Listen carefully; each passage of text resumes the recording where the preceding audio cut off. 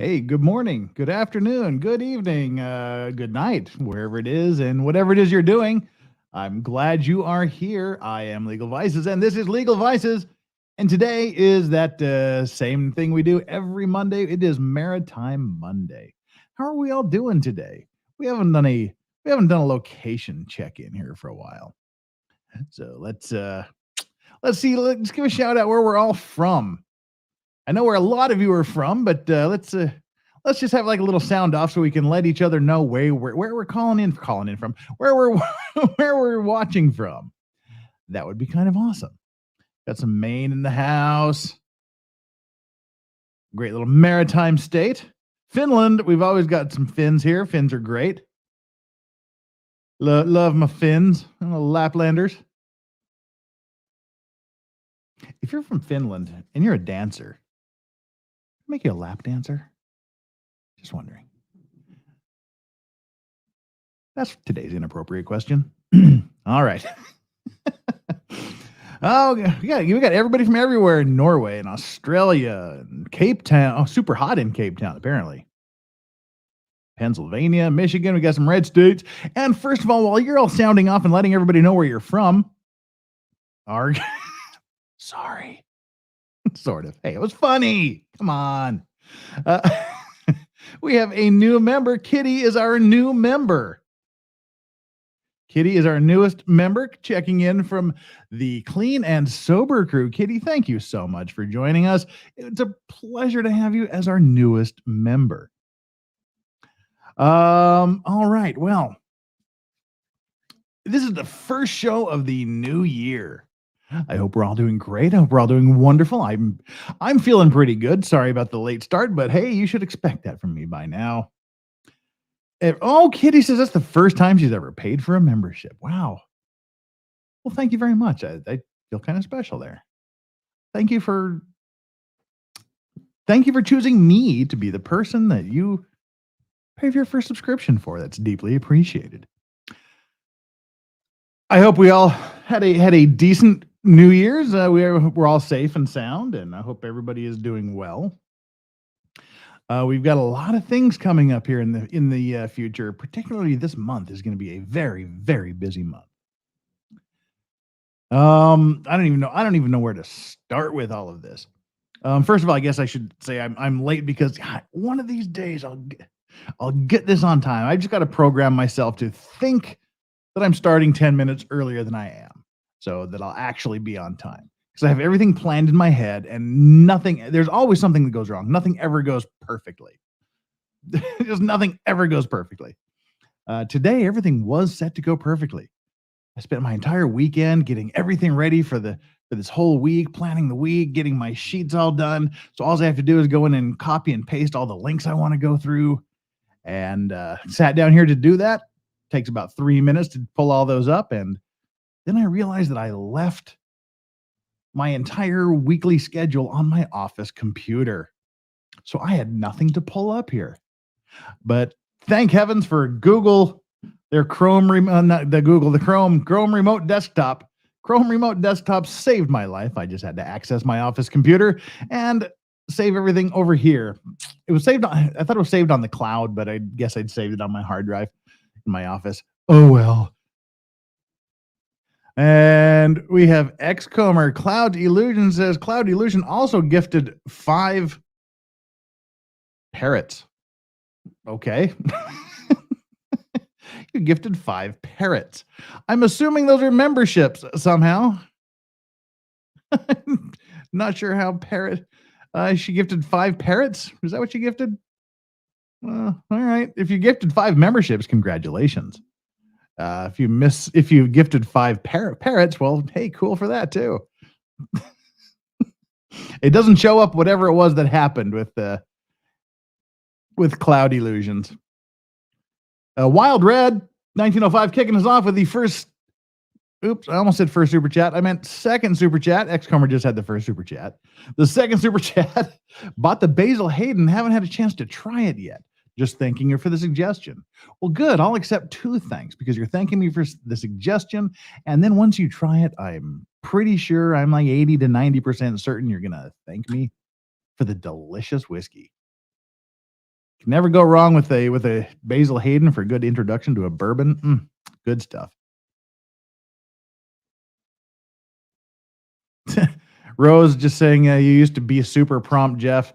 Well, I I'm here. I'm never not here. It's at go time. It's just the go part of it hasn't happening. Uh, Cloud Illusion says 5 parrots would drive me crazy. Had to give them away. I used to raise parrots up until I moved to Korea. I had to get rid of all of my parrots because they just didn't have avian doctors back then. I think the most I ever had at one time was 5. I think I had 5 parrots. Let me see. There was Andrew Bates. Those 2 stupid cockatiels. Nope. I guess the most I ever had at one time was 4. So there we go. Too much unasked for information about my parrot raising habits. Okay. Little bird feet freak me out. We do parakeet. Jeff has parakeet floor. Nice. Right. So who are we and what are we doing here? I'm Legal Vices. I live in Korea. I've lived here forever, in case this is your first time here. I live in Korea I've been here for basically 34 years. Almost twice as long as I ever lived in the States. I do mainly maritime law. The majority of what I do is maritime related law with ship collision, ship accidents, cargo damage, insurance, shipbuilding contracts, ship financing, things like that. Probably 30 to 40% of what I do is corporate stuff, setting up companies, transactions, things like that. So that's why we do Maritime Monday. We started out just reviewing ship collisions and making fun of them and or talking about them and breaking them down. And that just sort of turned into a weekly show that we decided to call Maritime Monday. And that's where we are. We do that every Monday, unless there's some huge major thing coming up that preempts it. But that's only happened a couple of times, if I recall correctly. So we do the Maritime Monday, where we talk about shipping collisions or maritime related matters. It's been kind of heavy the past little while, so we decided to look at some good things. And that's kind of what we're going to be doing today. We're going to be looking at a few good stories. We're going to talk generally a little bit about the Royal National Lifeboat Institution, which is essentially the volunteer Coast Guard for UK and Ireland. And we'll show some of the rescues. We'll break down some of the rescue videos. And then we'll kind of wrap it up with a little bit of Bodie McBoatface. Seems last time we were talking about this, some people hadn't heard the story of Bodie McBoatface. So we'll wrap up the show with a little Bodie McBoatface, because you can never go wrong with Bodie McBoatface, because that's just given rise to so many of the things that we love to have near and dear to our hearts. Is the Xcomer asks, is the green screen on? No, there's no green screen here. So you don't have to clean. Nope, I don't have to clean anyway. I pay someone to do that. Alan B asks, where are the dogs? Well, Yoda's under the... Where's Doggy? Where's Strawberry? That's a very good question. Yoda's asleep under here, and Strawberry's usually the one that's here. Weird. Let me call and see.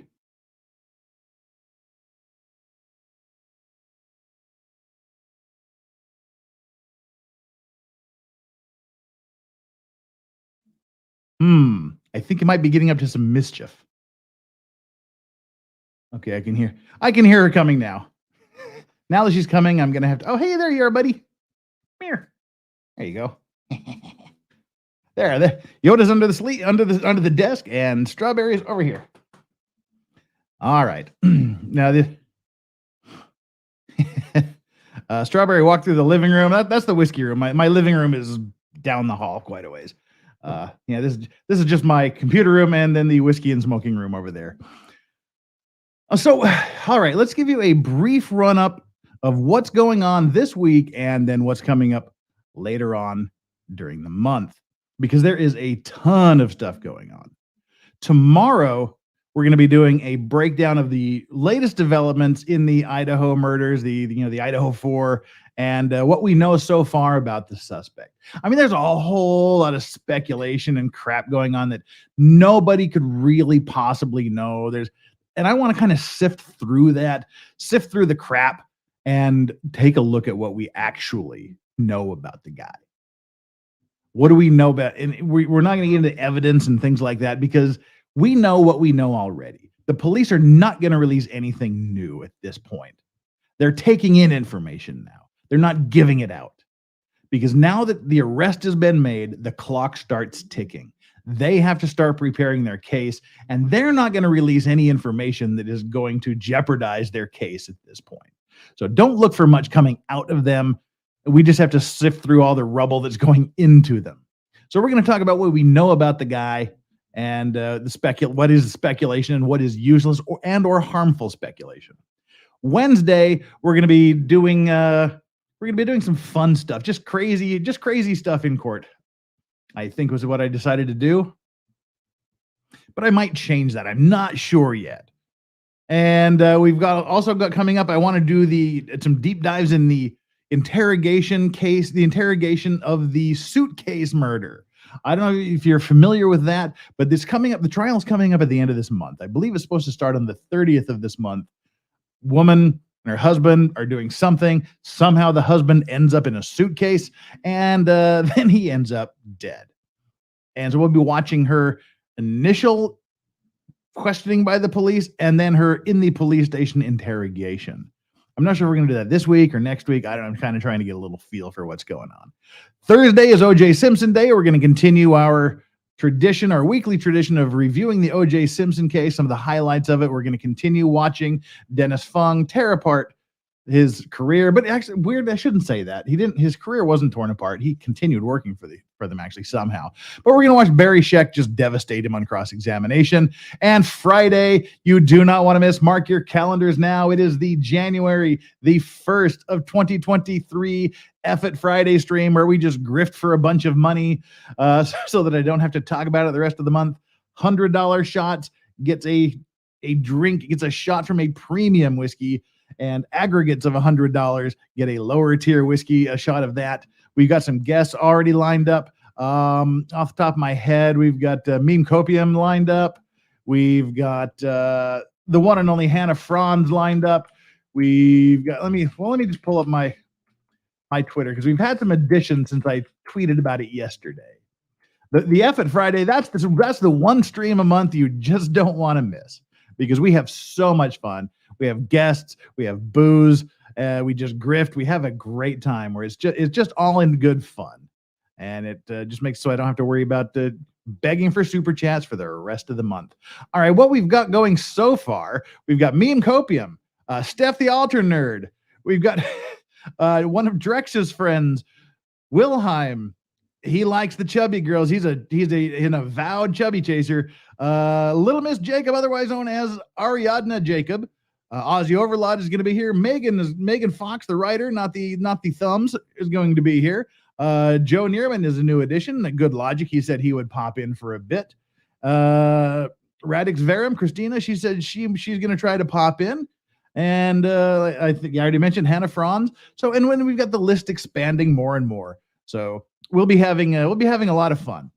Do not miss it. Bring your coins. Throw some coins to your Witcher. Last time I played the toss a coin to your Witcher, I got the crap copyright claimed out of me, so we're not playing that anymore. I need to come up with another thing that's just not a cha-ching because that's kind of lame. All right, so that's what's coming up this week. Just do not miss Friday, whatever you do. That's fun. Last time we went like 8.5 hours. It was great. Coming up later in the month, we've got 3 big trials scheduled for this month. We've got, of course, the Dumpster Brothers.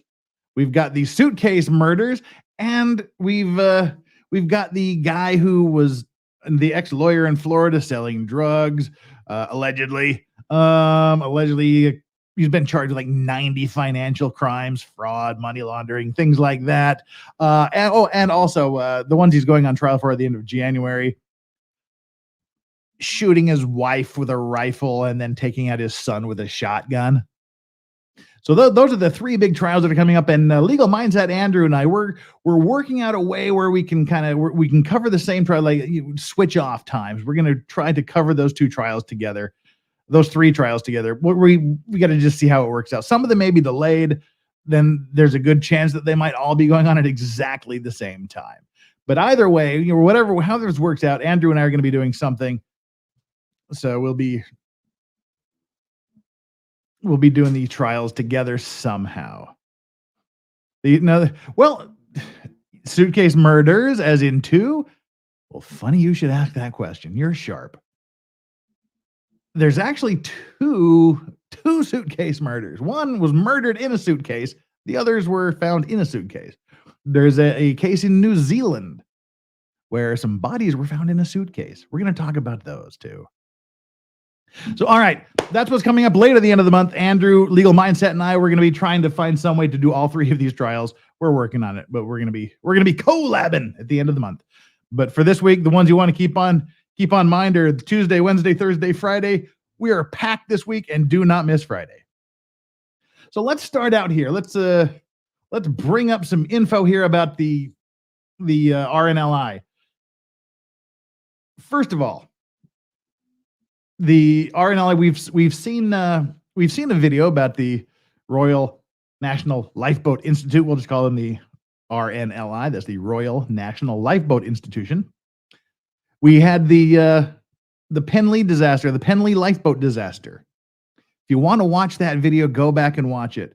It is an absolute gut-wrenching video. It's heartbreaking what happened in that case. Go back and watch the Penly lifeboat disaster. Absolutely crushing. Well, so who are these guys? Guys and gals, I guess I should say. The RNLI, they are essentially the volunteer Coast Guard for UK and Ireland. And they're a charity organization. And they're tasked with saving lives at sea. And they're financed primarily by donations. And the research and rescue service, they've been around for almost 200 years. And they were founded in 1824. Yeah, they were the Royal National Institution for the Preservation of Lives and Property from Shipwreck in 1824. And then in 1854, they changed their name to the Royal National Lifeboat Institution. Now because they have royal patronage. So, they're overseen by the crown. They have the blessing of the crown. And it gives that special, the gravitas to their cases, and it helps them out, and it gives them the credibility. And the founder was Sir William Hillary. That might sound familiar. You might think that was the first person to scale Mount Everest. You would be incorrect. That was Sir Edmund Hillary. But the way I understand it, the Sir William Hillary that founded the RNLI is the brother of Sir Edmund Hillary's great-great-grandfather. Yes, that's what I said. I said they are funded by donations. They are a charitable organization funded by donations. They have the blessing of the crown. They have the patronage of the crown, which is the royal part of it. Although the service was to be a national service to protect the coast of UK and Ireland, Hillary's vision was to extend its beneficial effects to more distant shores and to future generations. So this has been around, it's 198 years, 199 years now that we're into 2023. So who are these people? Again, they're founded and driven by the values of selflessness, courage, dependability, and trustworthiness, and they're volunteers at heart. 95% of the organization, 95% of the people that work for the RNLI and put their lives on the line every day for people at sea are volunteers. Just people in the local villages where the lifeboat stations are. They're just, as they say in the RNLI website, they're ordinary people doing extraordinary things. So what do they do? Every day, every year, 24/7, they are on call. Volunteers that are ready to immediately put their lives in danger for strangers that they've never heard of, never met, and will probably never see again. Up to this point, they've saved over 143,900 lives since 1824. And countless more lives are saved through their youth education and water safety work. So it's a fantastic organization, and you can help by going to rnli.org. That's their webpage, and they accept donations there. And it's a charitable organization. It's run by donations, so your donations are helpful, and you know it's going to a great cause. And of course, if there's one piece of plastic anywhere on the floor in the house, the dogs will find it and make noise. Hopefully he gets tired of chewing on it. I don't know if you can hear him chewing on the plastic, but I certainly can. So that's who the RNLI are. They've been around for 200 years. Darn near 150,000 lives saved. And we've seen them in action. And they're quite the group. And that's what we're going to do today. We're going to take a little bit of time, watch some of the videos, and talk about some of these rescues. And this is just a smattering of what they've been involved in. And before we do that, let's get some of these super chats here out of the way. I guess we've got two we need to get through. I wish I was drunk, says I just about made it. Seriously hungover, lol. Yeah, yesterday was, I have to admit, Sunday was pretty much a recovery day for me. Didn't do much of anything, just kind of barely made it myself. So I hear you. Fondian says, Happy New Year, and Happy New Year to you too, F. What's up? Great to have you here, as always. Yeah. Prince Andrew's blessing sounds sticky as well. Yeah, it's not Prince Andrew's blessing, thankfully. It's the crowds. With that, let's move into this. Our first video here is an older collage, I guess, a montage of rescue scenes from all over the UK and Ireland. Now, the music is a little bit cheesy, but hey, you got to make it dramatic, because that's where the fun comes in, I guess. When you're editing videos, I like the sound of the seas and the crash of the waves more than I like the the driving music behind it.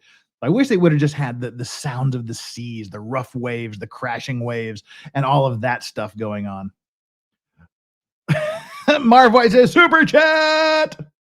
Well, thank you so much for the Super Chat, Marv White. Oh, now again, the Super Chat rule here is very, very simple. No minimum mandatory required. You don't need a Super Chat to chat with me. We try to chat. You guys are funny. We try to take as many of the normal content comments as we can, but there's so many of you doing so many of these things. It's hard to stay on top. And if we addressed every single chat, it would take forever. But I'll highlight ones that I see and that are interesting to me. But if you do super chat any amount from $1 to $500, you will get your super chat read. You'll be treated with respect, and you will get the answer that, I don't know if it's the answer you desire, but you'll get the answer or response that I have. Guaranteed to read every single super chat that comes down, but it's not required. And Alan, don't do this, brother. Drink up on me, young man. Gee, thanks. That makes me feel so good. Oh shoot, what do we got going here? Well, we're gonna be focusing quite a bit on the Irish edge of the RNLI, and I just happen to have an unopened Bushmills Black handy here. So what we do is, if we get $100 super chat during the regular part of the month, we just do a shot of whiskey. On Effort Friday, the $100 super chat gets a shot of premium whiskey, which just crushes my soul to throw away such amazing whiskey in one shot. But that's the rules of the game on Effort Friday, and that's part of why we do it, because I'm a whiskey connoisseur. I love it. You can see I got quite a few bottles, and it just crushes me to shoot whiskey. But that's so good. Blackbush is really, really good, but it's really appley and so good. Cheers, Alan. But save your money, Alan. Don't do it. Don't do the big ones today. Save them for Effort Friday. That's what Effort Friday's for, the big ones. Let's ease into the week. Don't kill me today. Hey, Ron, thank you so much. Yep, you said.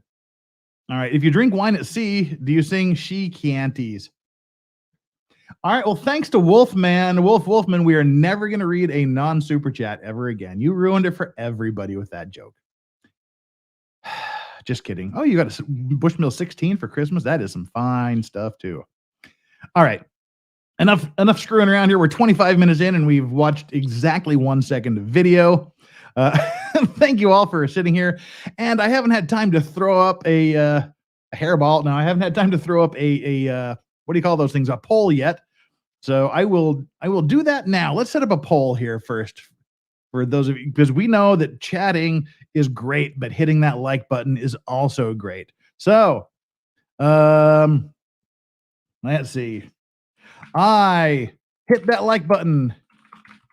Hit that like button because first choice. PECAUSE, dummy. Because Vices was late and I had nothing better to do. Vices was late. So I had nothing. You're too limited in space. Vices was late, so I did it. I did it while did it when waiting. Shoot. These polls are, you can only get like 20 or 25 characters in, so it kind of sucks. Late, so I did it while waiting. The second reason you hit the like button was because I'm not stupid.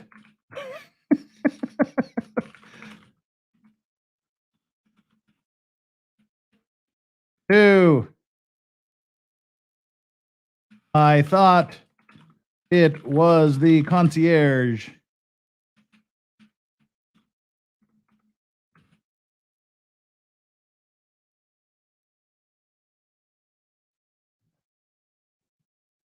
And the final answer, so you stop talking about it. There we go. There are the 4 reasons. The poll is now up. Everybody, we've got 275 concurrent viewers and only 155 likes. Again, this is our lowest viewed day, but I still love doing it because I can talk about stuff that I know what I'm talking about, but we can also use it to be one of the highest like days. So I hit that like button because you're late, so I did it while waiting. 2, because I'm not stupid. 3, I thought it was the concierge. And 4, so you stop talking about it. All right, there we go. Those are the reasons why you should hit that like button. So hit that like button and take the poll. And let's get us up here. And speaking of polls, let's look at boats. I don't know what they have to do with each other, but I'm really trying to get into this before 30 minutes have gone by.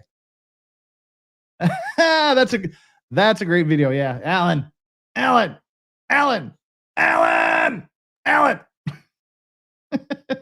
If you haven't seen that, you're missing out.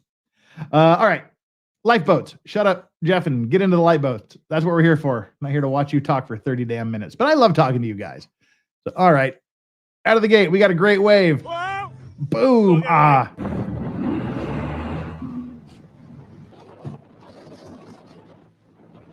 I mean, this is the weather they go out in. I mean, not a lot of maritime disasters. Well, I guess some do, but you know, in calm weather, it's usually stalled engines, things like that. You usually don't need an emergency rescue unless there's problems with tides or drowning or bad weather or high waves or temperatures. If you're calling the RNLI, you've got problems, like serious problems that need to be addressed very quickly. And so this is where you get volunteer people that get paid nothing to go out in this kind of weather and try to save people they don't even know.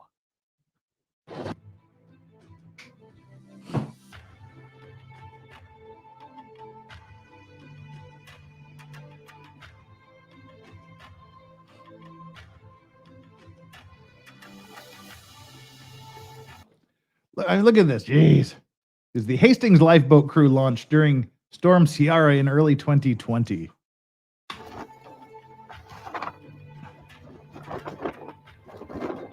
Yeah, see, now mind you, there's at least four people in that boat.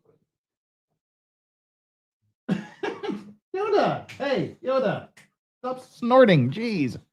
I just hear this behind me. All right, yeah, watch this lifeboat roll here. This would suck.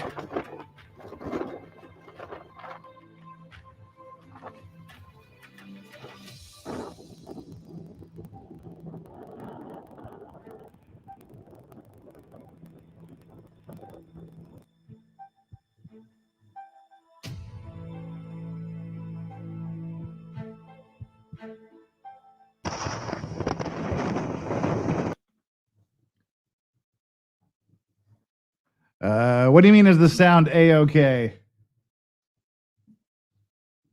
I don't know what is the sound A-okay mean. Does that mean you can't hear sound?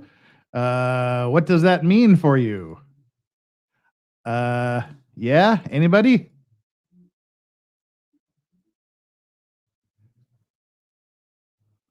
I'm only hearing in my left earbud. Well, okay, that's not my problem. That's what I was wondering. Okay. Yeah, is the sound A-okay? That's your problem. Anything you hear is I'm hearing it in both ears perfectly.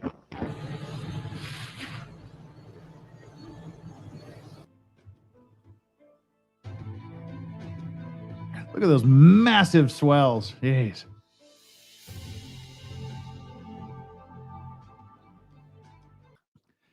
And these are just guys that sit at home, guys and girls that sit at home. Their pager goes off and they're just told where to go, what to look for, and who to save.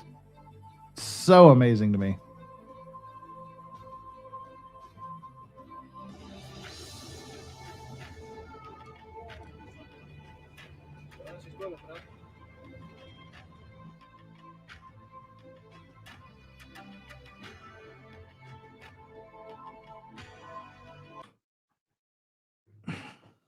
You know, I got nothing but praise and admiration for this. They go out to save a ship. They save everybody on that ship, but one of their own is lost in the process. I mean, it's not an exaggeration to say that these people literally give their lives for people they don't know.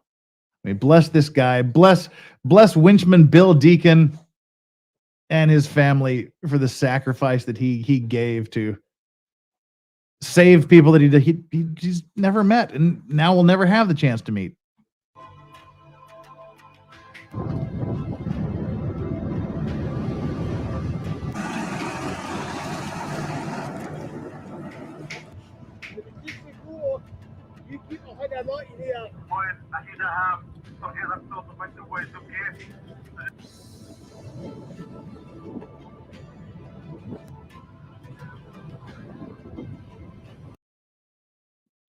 They're talking about how the waves are 30 feet waves.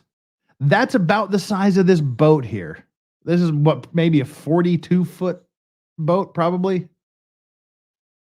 So the waves are almost as tall as this fishing boat is long. Join me.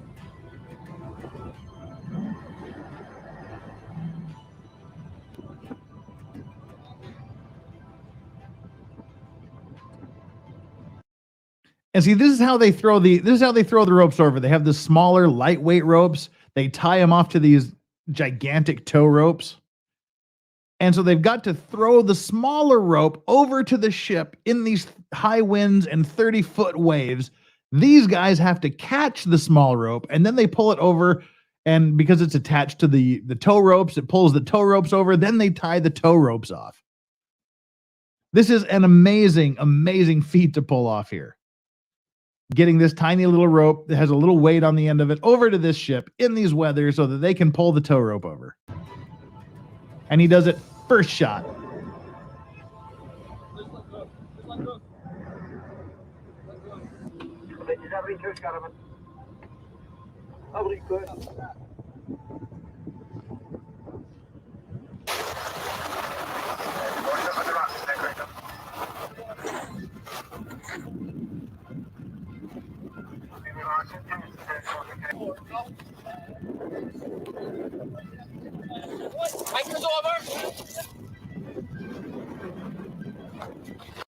Yeah, what do you do when the ship is just being rolled on the rocks? You can't you can't get over to them just because you're gonna be smashed on the rocks as well, or the ship could roll over on top of your lifeboat.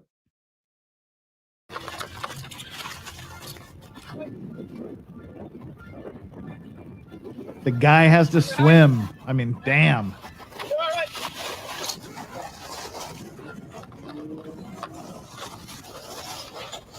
Oh, no, no. Reach up that car for me. Come on. Where you have gone? You all right?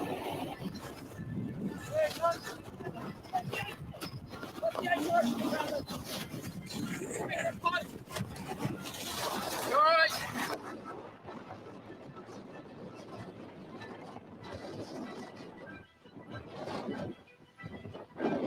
Ugh.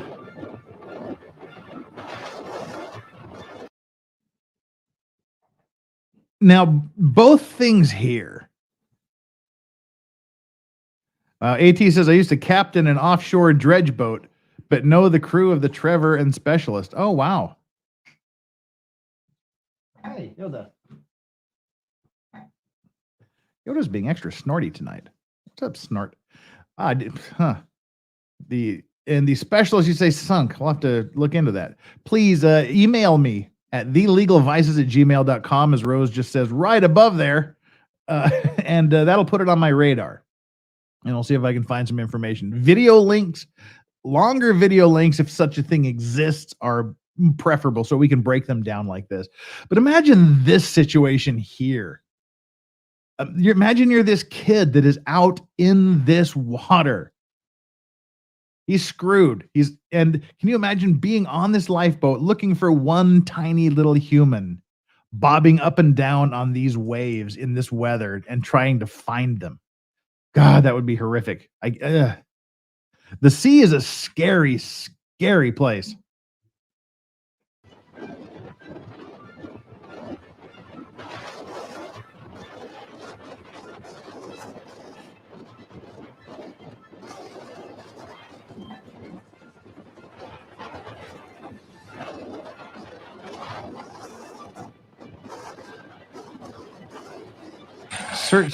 Searched for hours for that kid in this weather. Now, Force 10 winds. They have a scale. It's called the Beaufort scale, named after some guy named Beaufort. I think like 11 is as high as the scale goes, and which is essentially a hurricane or a typhoon. Force 10 winds are like nearly as bad as it can possibly get. And as I said, the winds were so strong that it damaged the lifeboat. You know, it starts out with like a force 1, which is like light little waves and little swells, and then it just escalates up to this, which is a 10, and I believe, like I said, I haven't looked at the Beaufort scale for a long time. I think there's a Beaufort 11 now.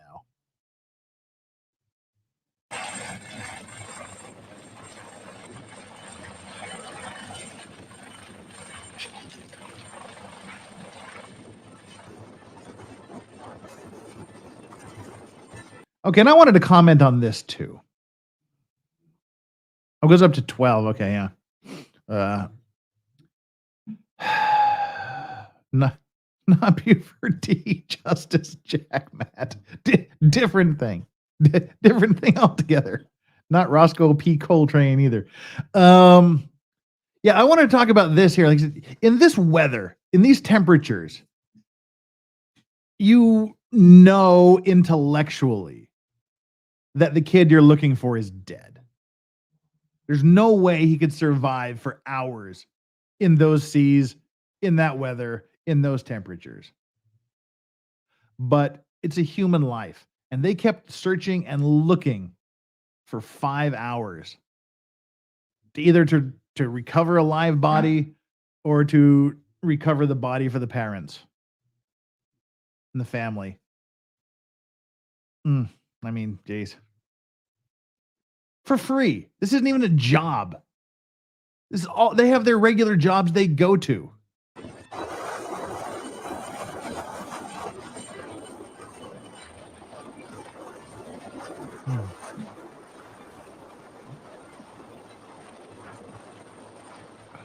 It's crazy weather.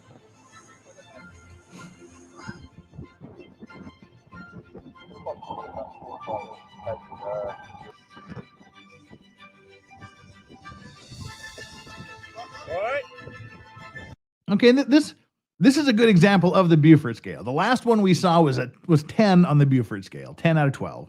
And this is a 5. So you can see like the 5s are more swelly. You get some white caps rolling in there. You have waves cresting. So this is a 5 compared to the previous 10.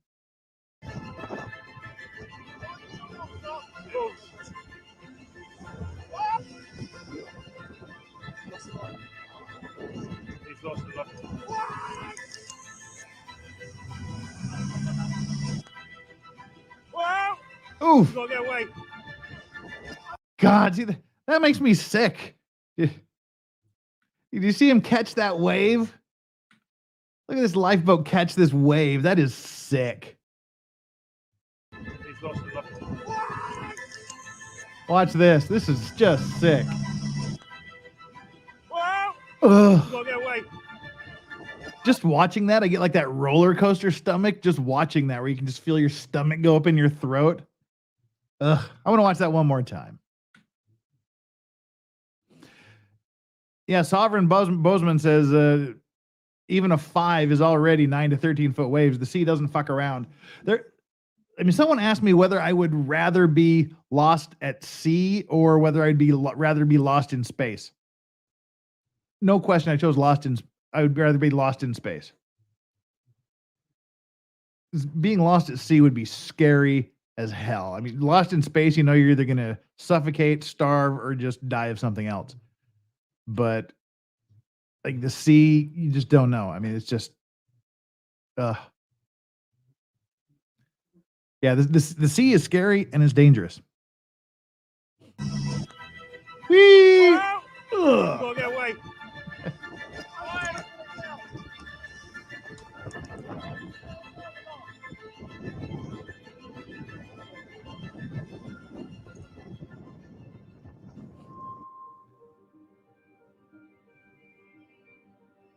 Look at these waves too. God.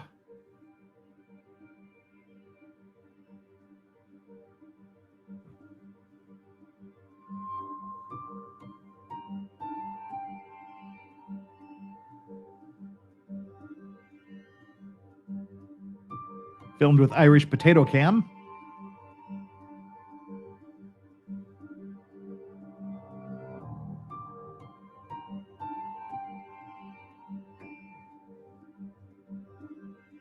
Hey, Nicola. Nicola's at home. Crunch.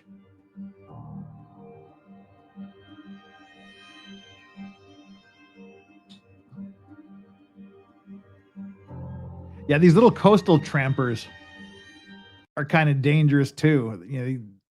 They carry limited amounts of bulk cargo or a few containers here and there, and they just run up and down the coasts from one port to another. They run pretty close to port and they run pretty close to the shore, so they're always there near rocks, near shoals, and near reefs. And a little bit of bad weather can cause a lot of harm and a lot of damage to these coastal vessels.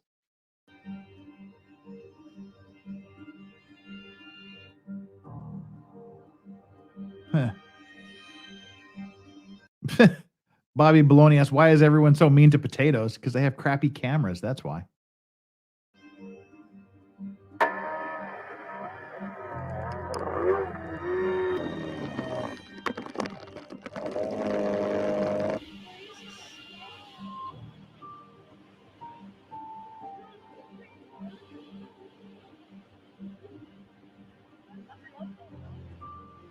Oh, see, this is the thing. This is the thing here. The beach has been red flagged. No swimming, no surfing, no going in the water because of the weather. There's always some idiots that want to do it anyway. That happened here in Busan. The first time I remember hearing about it was a long time ago in the early 90s. There was a typhoon coming in, and Waves aren't very high here in Korea normally, just because of the way it's situated. Um, but yeah, there was a typhoon coming in, and an Australian guy thought it would be really cool to go surfing in a typhoon. Well, he didn't make it. Um, then just this last summer, there was some idiot kids out on a beach in bad weather. They decided to go into the water, and that was it. And all you do when you do dumb shit like this is not only put your life at risk, but you put others at risk unnecessarily. I mean, this is just stupid and unnecessary. It's selfishness, is what it is. I mean, the other deals with the ships getting caught in the weather and whatnot.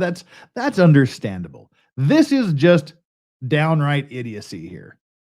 And all it does, like I said, is just unnecessarily put their lives at risk and endanger others.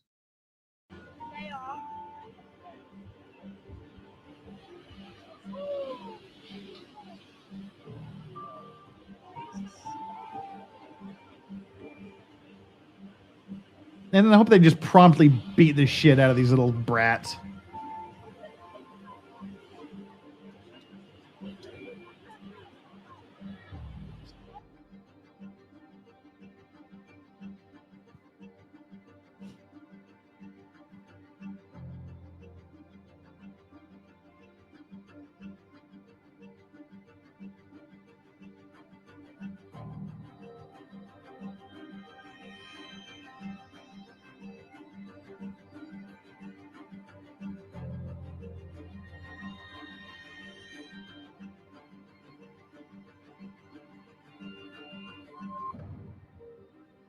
Hmm.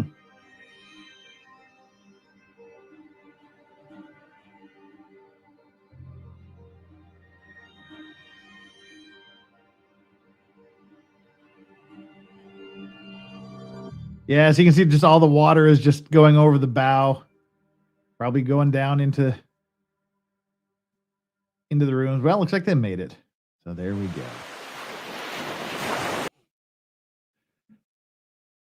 Oof.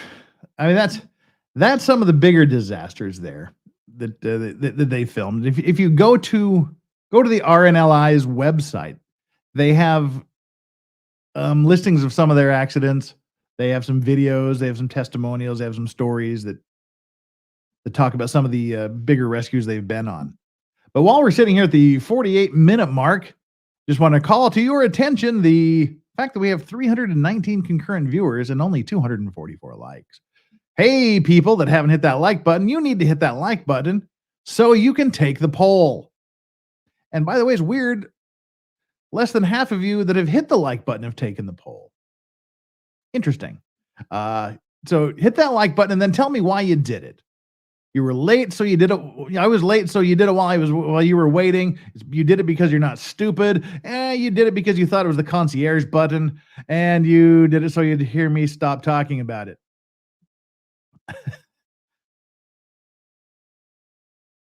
All right, let's clear off a few super chats that came in during that. What about a Prince Albert? I'm just going to assume you're talking about Prince Albert tobacco, because what else could you possibly be talking about? We know you were just talking about Prince Albert tobacco. I have never smoked Prince Albert tobacco in my pipe, so can't say about that because I know there's nothing else you could be possibly talking about when you ask about what about a Prince Albert. Moving right along. A savage, or if you're French, a sauvage. Just so you know, MM on my phone and CC Inter on my iPad. Jeff in both ears, enjoying legal vices. Okay. Well, I'm in both ears, and your MM is on your phone and CC is Inter on your iPad. Great. I have no idea what that means, but thanks. Assume it has something to do with mono, but Sky's a neighborhood. There's a TV show called Saving Lives at Sea about the rescues, but also the crews. Interesting, folks. Huh? Never heard of it. That's pretty interesting. Yoda, stop licking doggy's butt. Yoda, We don't need to see that on cam. I'd rather talk about a Prince Albert. Xcomer Triple Z says, will you have reviews on MILF Manor like with 1899 when it hits January 15th on TLC? I don't know what MILF Manor is. I'm in Korea. They don't have TLC here, so whatever MILF Manor is, it ain't gonna get reviewed. That was easy.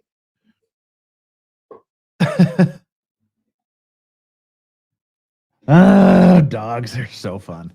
They're being extra lively tonight. I don't know why. Alrighty. Thank you all those super chats that came in. Great to have them. AT says, help recover the jet Captain Scully put in the Hudson River. Oh, seriously, that's pretty cool.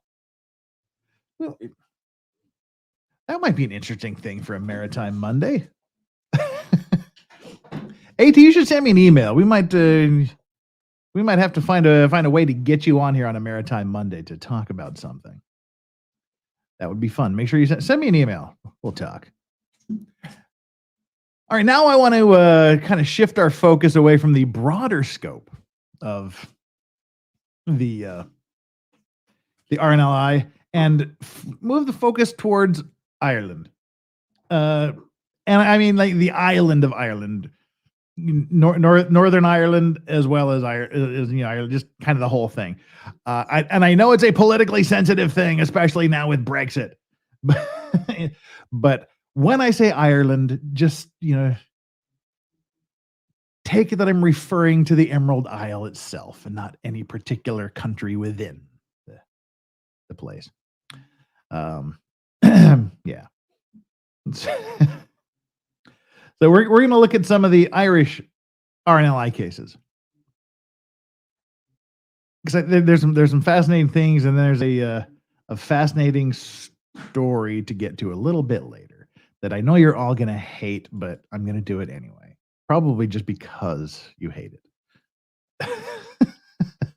Well, so what are we going to do here? What are we going to do first? Let me see. I am thinking. I was just looking at pictures of the Penlee lifeboat disaster. That was a bad case. All righty. We will start with this video here.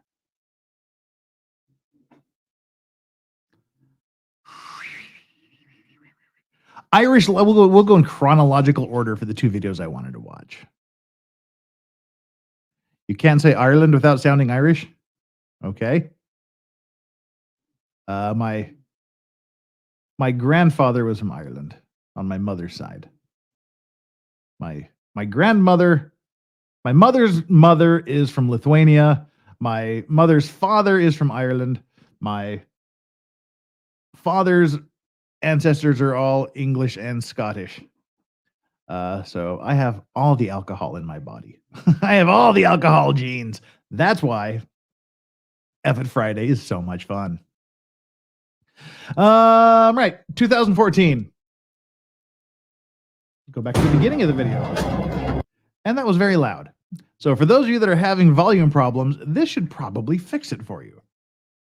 Because this is loud.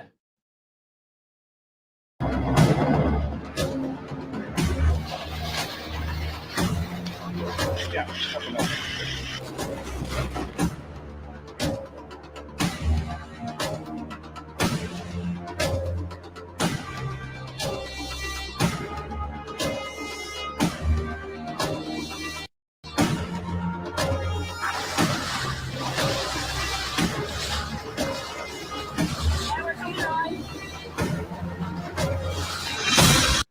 Well, that escalated quickly.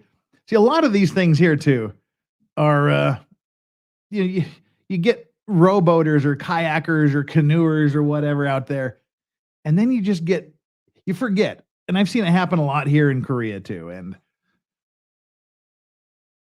I may or may not have been close to having that happen to me once paddleboarding. You go out, you forget. When you're using the strength of your arms to go somewhere, you got to go back just as far as you went out. And depending on the currents and the tides, it may be a lot more difficult coming back than it was going out.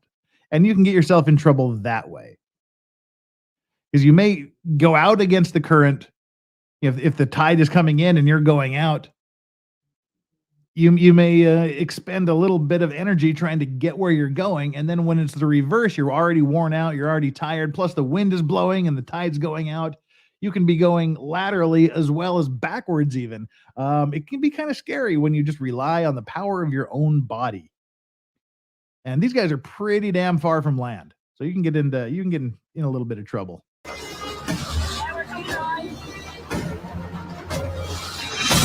Oh, slam.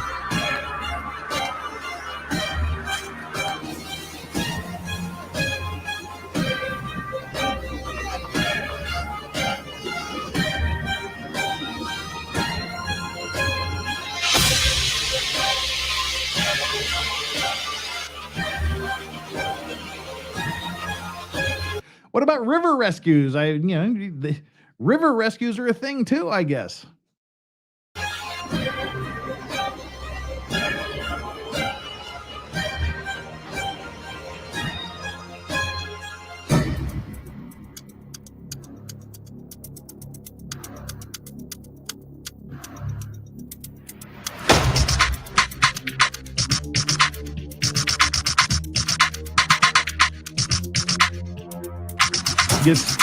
Get stuck on a little shoal over there, it happens to the best of us. Come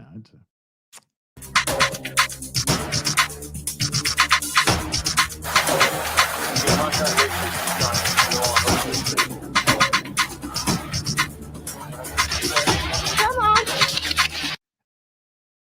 And this is the most Irish thing ever right here. This has got to be the most Irish thing ever. The tide's coming in and you got to rescue a sheep. You call the Coast Guard to help you rescue the sheep. Sheeps are valuable, sheep are valuable. You gotta make sure you get them. And as someone who grew up around sheep, we have like lots of horses, cows, and sheep where I grew up, and pigs.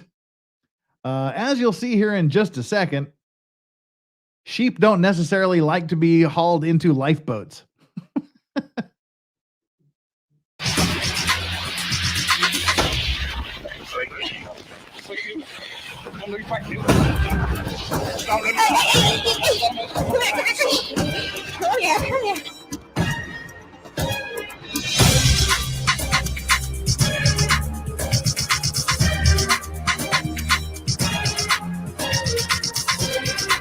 See,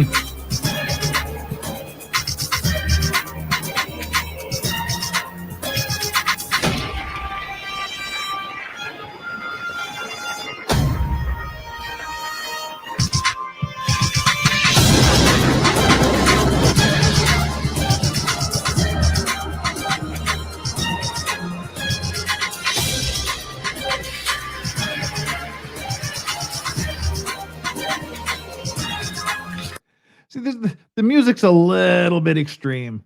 They just have this pounding music for ships that are just kind of sitting there. They must have lost his engine or something. They're just kind of sitting there on the ocean with this music pounding in the background. No, I don't want to mute it. That's part of the fun, but I'm definitely going to turn it down. I'm giving myself a headache. But yeah, the music is a little overly dramatic for what's going on here.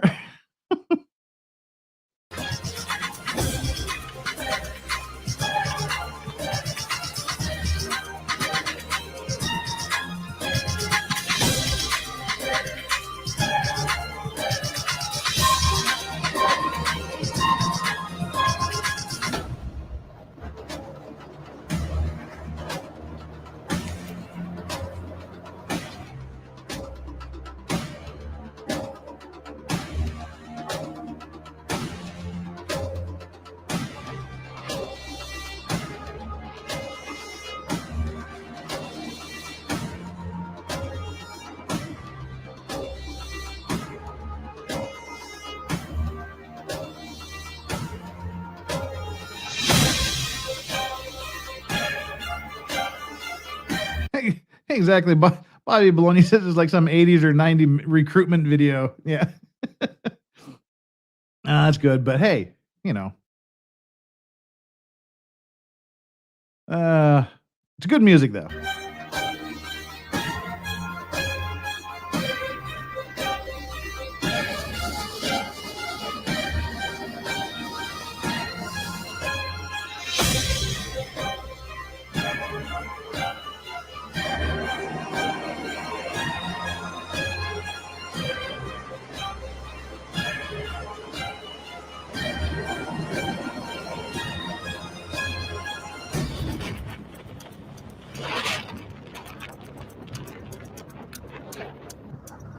Hmm.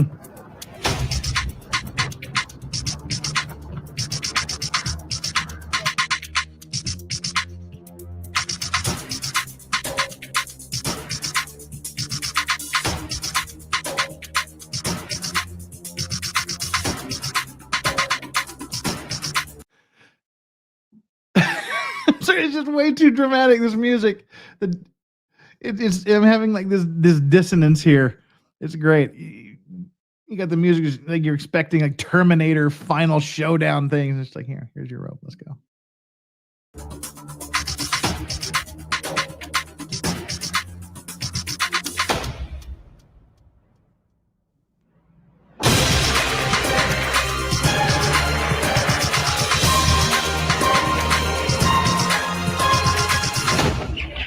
What? Whew, boy. We barely got through that, didn't we? That was dramatic. Whew, be still my beating heart. Got whew, take a breath if we need to take a breath after that one. There's some dramatic stuff going on there. I'm sorry, shouldn't make fun of it. No, these guys, the work these guys do is amazing. He said, you just it doesn't matter what the call is. Their pagers go off, their cell phones ring, they get their messages, whatever it is, however they get their alerts, they just respond. Weather, time of day means nothing. You good on these guys. Got nothing but respect for these people that put their lives on the line every day. Whew. Well, now we had that exciting video. Let's go to one more here. our last set of Irish RNLI videos. Let's see. Right. Okay. And then I want to talk about something.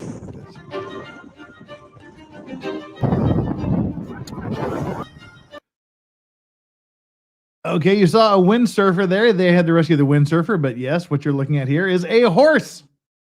We had sheep, so why not horses? Now, this is actually a really interesting case. The Lily, the Lily 8, I believe it was. Starboard side, start away.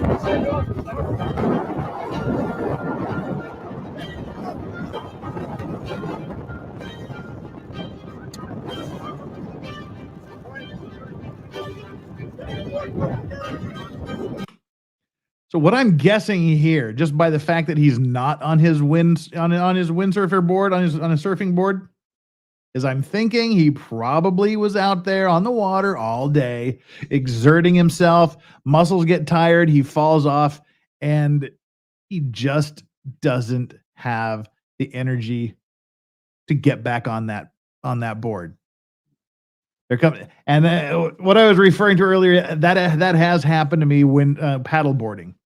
Just exhausted myself, and then I fell off the paddleboard, and there was no way in hell I could get back on that paddleboard. It was absolutely impossible. So thankfully, I was out there with one of my friends and made the poor bastard tow me back to shore. He had to work double time, so I bought him a couple of good dinners and some good whiskey for saving my life. But yeah, luckily I had someone there. The dude's just out there by himself. Hey, bud, get him there, Robert.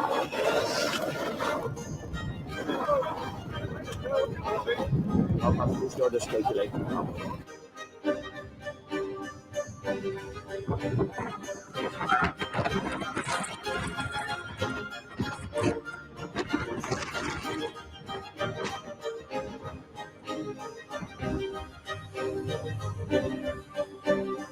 Now this, as I was saying, this is this Lily B. It's Lily 8. I mean, this is what we see normally during our Maritime Mondays.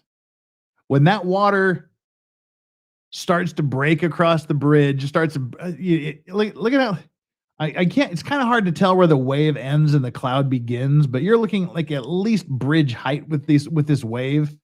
Like everything that can possibly be bad for a ship is happening right in this one frame. So apparently it's lost its engines, and then when you're in a windstorm and you lose your engines, you start to drift so you're parallel with the waves. And as we've said before, when you go in, you want to go into a wave. If you're sideways with a wave and the wave hits you, it rolls you. Very, very bad things happen when you end up parallel to waves and they're washing up against your ship because they'll just flip you like that. You want to go into the wave, so that's not happening. This ship is parallel with the waves. The waves are super high, and it has no maneuverability. And as you've seen in several of our Maritime Monday, yeah, side 2 is bad with 1, 2, 3, 4 exclamation marks.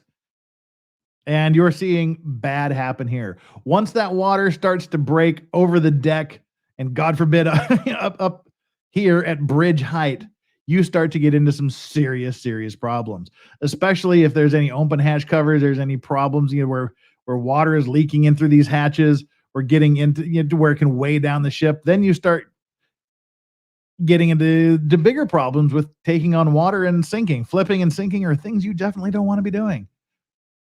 But so this it took 3 of these RNL lifeboats to keep this ship away from the rocks. This was a pretty darn good rescue here. Here's another view of it, and you can see these tow lines here that are just getting pulled. And I mean, these are big, thick ropes. Well, you saw them when they were throwing it over to the other ship. These are some good sized tow ropes that they use, but they can also snap. You get all the weight of the waves and the wind pushing on them. You get the force of the ships pulling apart, and you can snap one of those lines. And if you saw some of the very early Maritime Monday shows that we did, you've seen what happens when those lines snap. People die. People are cut in half when those lines snap. So watch this tow line here. You can see the line here. It's underwater quite a bit of the time, and the force of the water and the waves and the stress of the ships could very easily have snapped those things.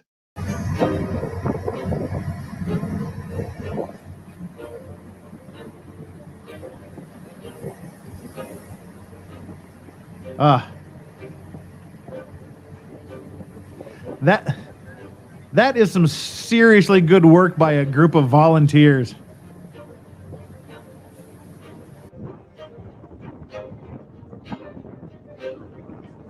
Yeah, we had our sheep. Now we've got our horse rescue.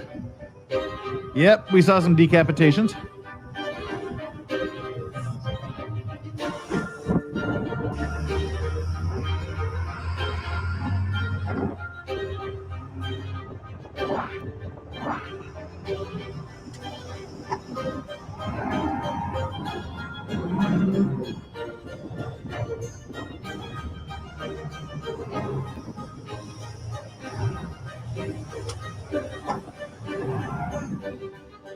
Small pots, not about. Rocks. Yeah.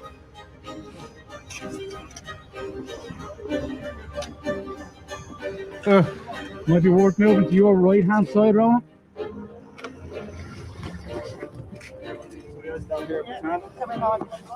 Yeah. Yep, okay, solid.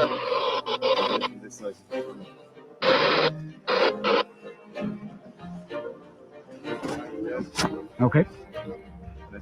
Ow. So yeah, when your leg and your foot look like that, that's a really, really bad thing. Ow.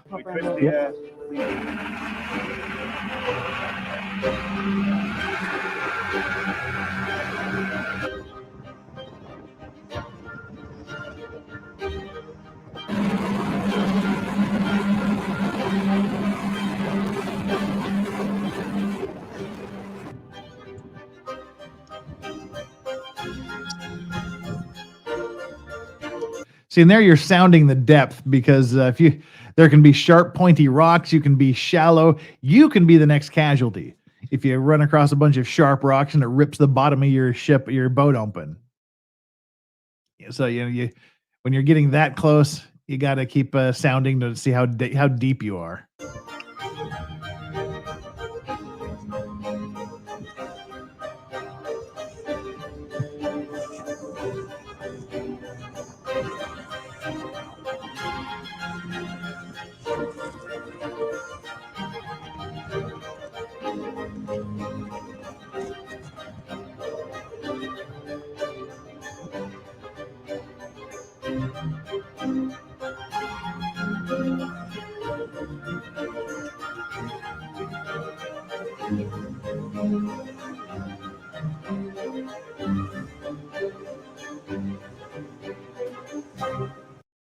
See, for those of you making sounding jokes, you saw what he was taking that sounding with. So therefore, you know why that particular thing you're joking about is called a sounding. Yeah, let's go back to our regularly scheduled program. And that's the end of our regularly scheduled programming. Yeah. I really, really, really like things like that. Like I said, we've had too much doom and gloom here recently, but if everything is neat and nice and calm at sea, we don't have a Maritime Monday. So sort of by default, everything we do has to involve something bad happening to somebody. The question is, how bad is it? How many people live? How many people don't? Whose fault is it? Things like that. So, I just thought we'd do a little bit of good rescues today. Some feel-good rescues with admittedly some over-dramatic music. And last time we did this with the Russian submarine and the with the Russian submarine case and the Russian watch thing, y'all got really pissed at me. But there's actually it's kind of an interesting thing that I wanted to talk about as long as we were talking about Ireland. There is a company in Ireland called Nomadic Watches. They're an Irish company that makes watches. And let's kind of bring this. It does fit into this. It does fit into this. This is kind of the reason we were doing this. Yep, y'all were like really pissed at me last time. When I showed you my watch that was made from the hull of the Russian submarine. But this is the Nomadic Watch Company. And they have a really fascinating story, and I wanted to share that with you. So it's a modern dive watch inspired by 100 years of history. From the shipyards to the linen mills, Belfast has a rich history of craft and innovation. The iconic Samson and Goliath cranes dominate the city's skyline. These giganto cranes here. Yeah, they dominate the skyline as a symbol of shipbuilding strength and industrial triumph. The shipyard where they stand, Harland and Wolff, is most famous for its 401st ship, the RMS Titanic, as well as her first-class passenger tender, the SS Nomadic. So yeah, this was the Irish shipyard that built the Titanic and built the SS Nomadic. They named the company after the Nomadic. Originally designed by Thomas Andrews, exactly 1/4 the size of her infamous sister, the SS Nomadic is now the last remaining White Star Line ship in the world. The Nomadic has a colorful, adventurous history. After a lifetime ferrying passengers to the world's largest transatlantic liners and seeing active service in both world wars, the Nomadic became a restaurant and party venue moored beside the Eiffel Tower in Paris. Over 100 years later, she is restored to her original glory and back home to the place of her birth in Belfast's Hamilton Dock. This is the HMS Nomadic. So they took their they took their name from the Nomadic, and they made a diving watch and a watch for mariners. And the Peter is the name of the guy that founded the company. Peter's got himself an interesting story, which ties into what we're talking about today.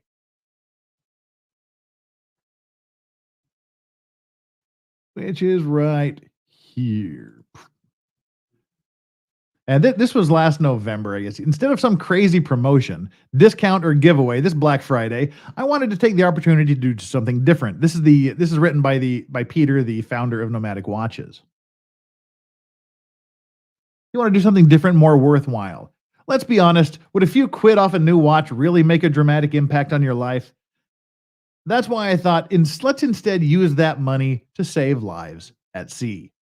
So in November, they did this promotion, I guess, or whatever you want to call it, where 10% of all of their sales went to support the RNLI, which I thought was a great gesture. So as seafarers ourselves, we know all too well that the sea can be as treacherous as it is beautiful.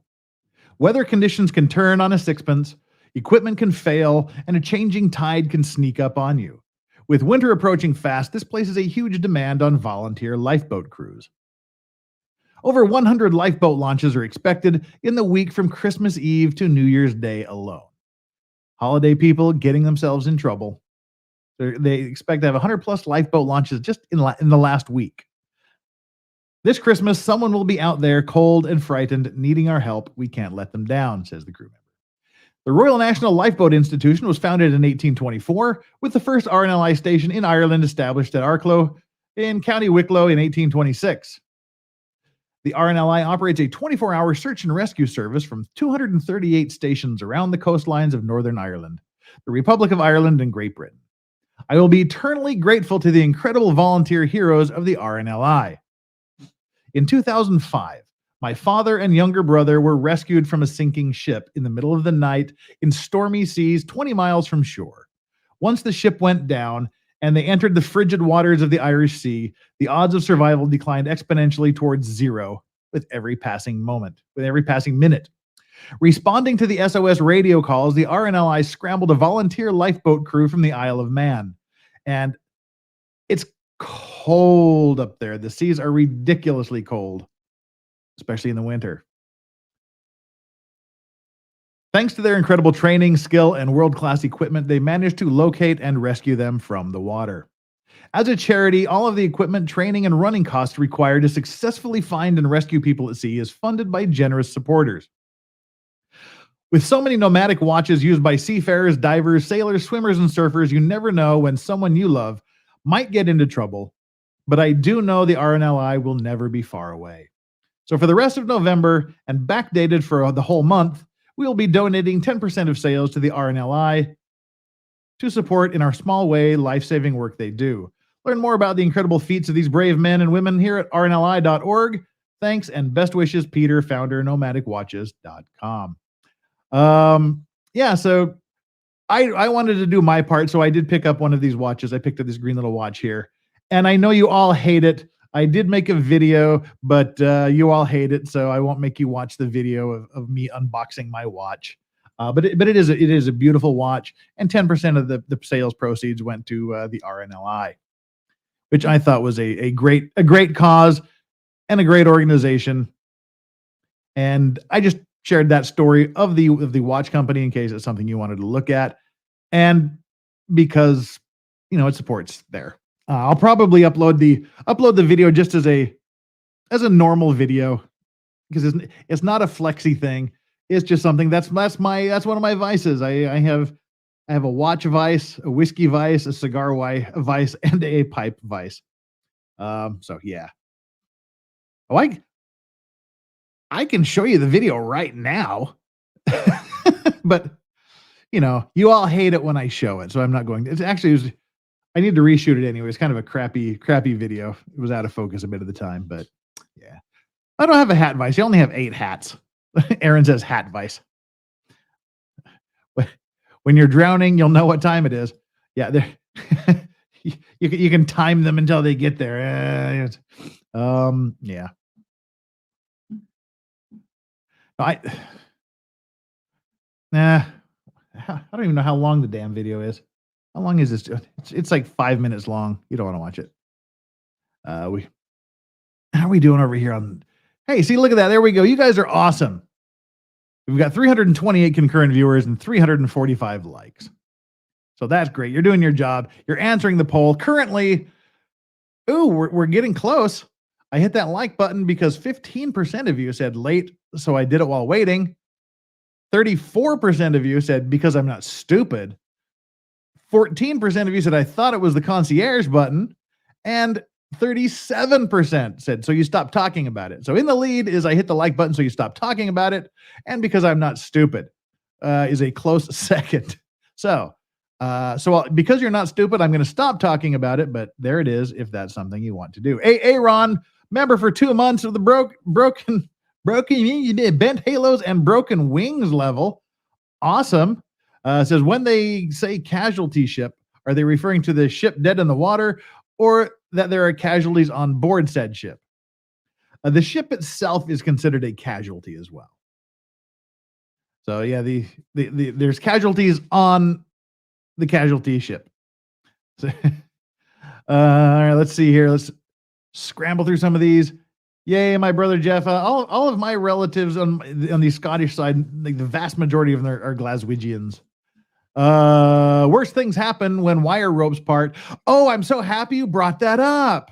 Everybody loves the fact that I've said that the 2 worst things I've ever seen in my professional life involve wire rope snapping.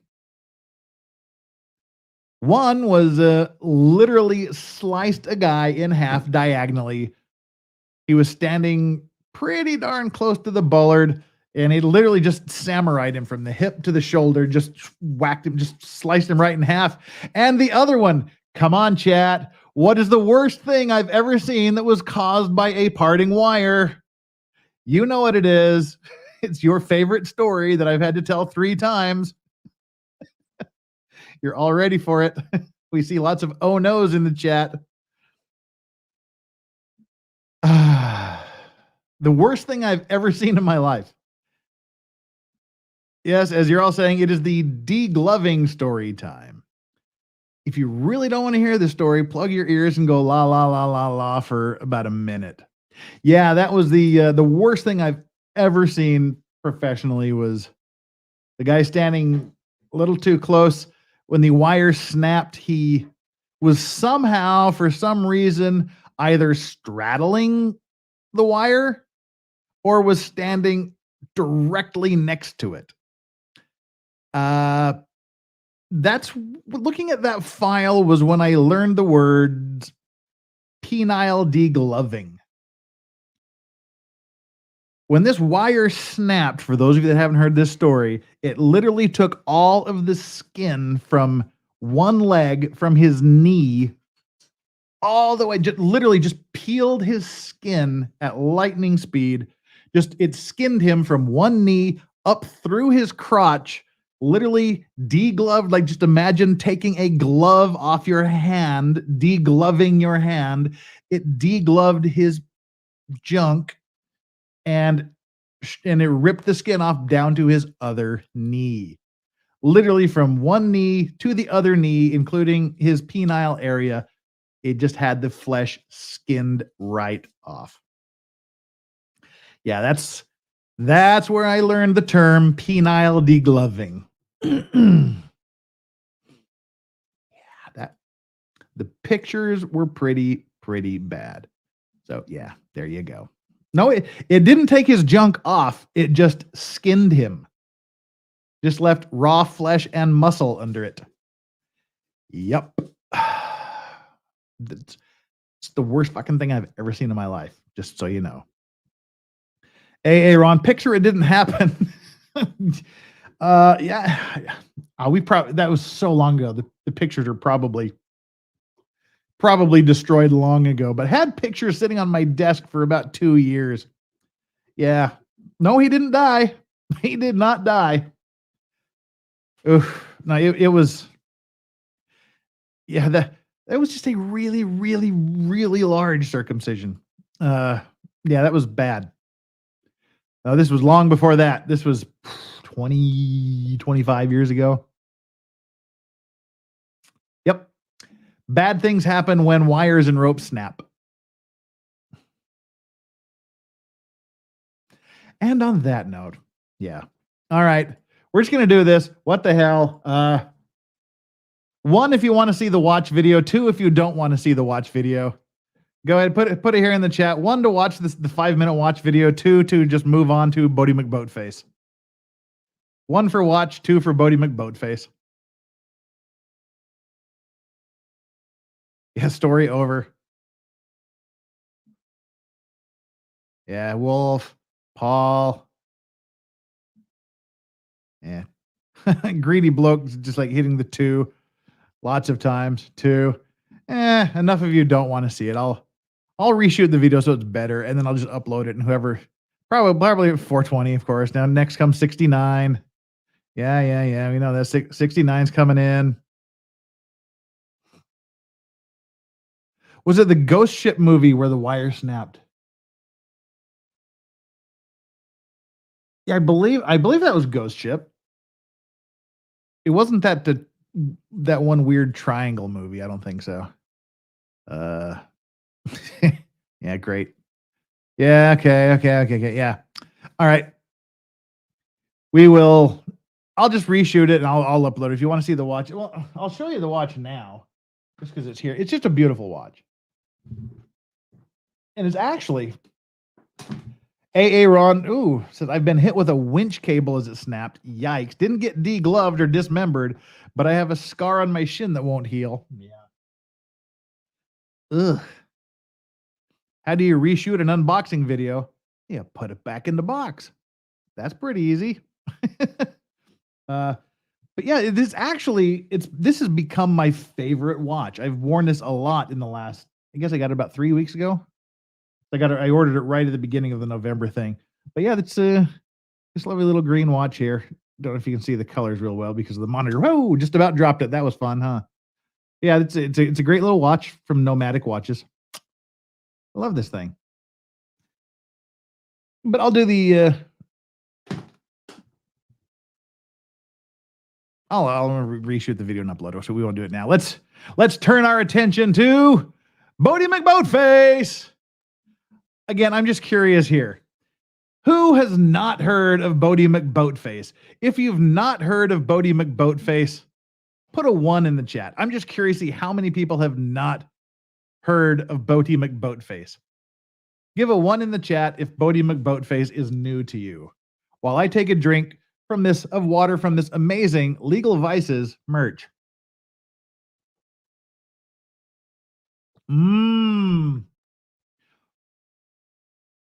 This is the only piece of merch I have. I finally got an amazing one of our lovely people who we'll talk about later has John Byrne. He's done all of our emojis. We need to get some new emojis. I think we're kind of stagnating with the emojis. We need to get some new ones here. But also another lovely viewer who will remain anonymous until we're ready to go has created an amazing Law Racks thing. So we're going to be doing a Law Racks t-shirt and hoodie merch, hopefully launching in the next week or two. We've got the design finalized, one that I really, really love. But so here we go. Yeah, this is the only piece of merch that is currently available for purchase at the link below. Legal Vices coffee mug. They don't have cocktail glasses, but hey, this is a cocktail glass on the back. If that's not classy, I don't know what is. AP, I hope you are Korean or you speak Korean or you know it, because this is really funny in Korean actually. What you've just typed something really funny in Korean, and I hope you did it on purpose. AA Ron again. Here in Minnesota, we have a snowplow naming contest, and the winner was Plowy McPlowface. Great. Of course it was. So all right, let's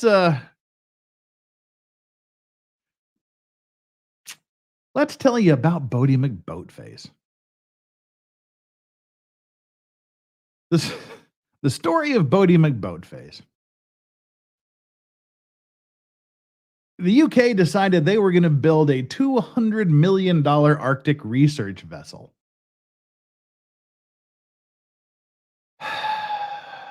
And then this happened.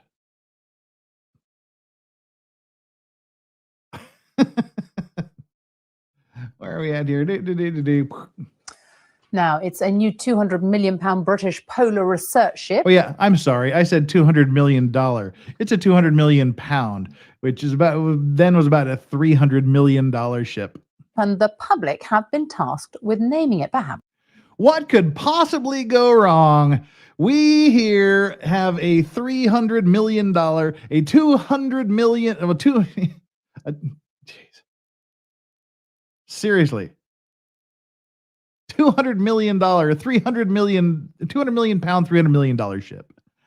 We're going to let the public name it. We're going to let the public vote on a name for the ship. What could possibly go wrong? I'll tell you why 82 is funny later. So, yep. $200 million ship, $300 million ship. Sir David Attenborough, or the polar ship. And see, they were thinking the people were going to do the responsible thing, like name it the Sir David Attenborough. After the naturalist and philanthropist. Now, it's a new £200 million British polar research ship, and the public have been tasked with naming it, perhaps Sir David Attenborough or the Polar Dream. But as Johnny Diamond reports, that's not the current favourite. Endurance. Which we talked about. Endeavour. Which we will talk about. Boaty McBoatface. Her Majesty's New Zealand ship Endeavour docks at Wellington. Once Britain ruled the waves. Now sailors might just rue the day that the public was asked for its opinion on what to call a new research ship. The National Environment Research Council had the interesting idea of asking for suggestions. There were some grown-up thoughts, famous explorers and the like. There was also Pingu, Boat, and Usain Bolt. But one suggestion... I actually like the Usain Boat. I like that one. I like Usain Boat. Suggestion has stormed ahead. Boaty McBoatface. The man whose idea it was explained why he came up with that name. When you submit them, you have to submit a reason. And I actually put, it's a brilliant name, which I stand by. I don't know, really. I just feel it's a very British thing, which a lot of people have pointed out, because I think I tweeted the organiser and said, I'm terribly sorry for all of this. And a lot of people have replied to me and said, that's the most British thing ever. So, what are the odds of the name sticking? Luckily, the National Environment Research Council have said that they will make the final choice. But I think if we find we've got 500,000 or 750,000 people voting for Boaty McBoatface and 2,000 voting for David Attenborough, when they make their choice, it's going to be a little bit difficult for them. For the moment, at least, be prepared to welcome the latest royal research ship, Boaty McBoatface. Johnny Diamond, BBC News. Let's have a look at the latest weather now with Matt Taylor. Hi, Matt. Hello, certainly catchy, isn't it? Certainly Always remember catchy. it. Anyway, Well, what happened to Boaty McBoatface? Who won? Who won the naming? That's what we're all here to find out. Well, let's find out who won that competition. Did cooler heads prevail? Did people go, okay, enough is enough? Let's find out. I've got one more question, and that's about the naming of the polar research vessel, because now, hey, everybody, politicians and lawyers don't like answering questions directly, so. I've got one more question, and that's about the naming of the polar research vessel, because apparently one of the suggestions that came forward from someone called Sandeep Korotana, who modestly put forward the idea of calling it the RRS Sandeep Korotana. Some of the other suggestions were the RRS It's Bloody Cold Here, and the RRS What Iceberg, and RRS Captain Haddock. And the RRS Big Metal Floaty Thingy Thing. Can you? I kind of like the RRS big metal floaty thing. Tell us, and the RRS big metal floaty thingy thing. Can you tell us which one won the contest? I think I can tell you, first of all, that we're very pleased that this has raised a lot of popular interest in polar research. Could you just state for the record which one? Which name? State for the record which name won? I don't think a decision has been taken by ministers. No, that's not my question. My question is which name won the contest? I don't think it was a contest to decide on the name. The final decision is taken. All right. Which name won the poll? I believe. Mr. Donnelly, which name won the poll? I believe Boaty McBoatface. I just wanted you to say that on the record. And you did. So that's how that ended up. The MP was forced to answer that Boaty McBoatface had won the name. So what happened after that is eventually the bureaucracy that exists said we just can't possibly call this Boaty McBoatface. So they ended up actually calling it this Sir David Attenborough, but they named one of its torpedo shapy looking ROV cameras or sonars. I can't remember if it was a camera or sonar. They named that Boaty McBoatface. So a compromise was reached where the ship itself was called the David Attenborough, and one of the ROVs was called Boaty McBoatface. They were forced to say that Boaty McBoatface had won on the public record. So that's the saga of Boaty McBoatface. The Blind Fire 101, the mini sub drone. Yeah, that was named they named it Boaty McBoatface. So there was still a little bit of justice done.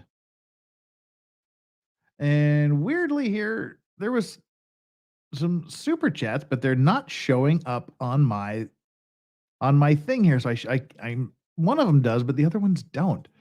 John McGarvey, no political difference when the boat's going down. Yeah, pretty much. Yeah. But let me scroll through the list here and hit some of these things. That's why it didn't show up. Sonny or Chris, the interface here, StreamYard, is weird. It doesn't show the monthly member messages that you send, which is what Chris on here says. Celebrating 2 months of the clean and sober crew. He says the Army taught me a technical term for that, a high-speed come apart. Yeah. Degloving. If you want to Google that on your own, go right ahead. Yeah. Well, that's really what we've got here today. Sovereign Bosman says we here in the Netherlands have a similar-ish thing with a sea sluice. The name Irma Sluice, a Dutch celeb's name, but sluice is also Dutch for sluice. One. Aha. They gave it an uninspired name. Unless you're Irma. Irma would be either really happy or kind of upset, I guess. Bill Leslie bringing the humor with, I like big boats and I cannot lie. There we go. Nice. In the UK, we have a lot of cool gritter names. Yeah, we'll see, which is why, we following in the spirit of Boaty McBoatface, we originally called Courtney Clenny, Stabby McStabface. No, that was the pre. What was the stabbing case before Courtney Clenny? We call him Stabby McStabface. Anywho. KTVU announced Asiana. What? What does that mean? KTVU announced Asiana Flight 214. Are we saying there was a plane crash? What? Asiana Flight. Oh, you mean like the 214 flight, the problem with the names.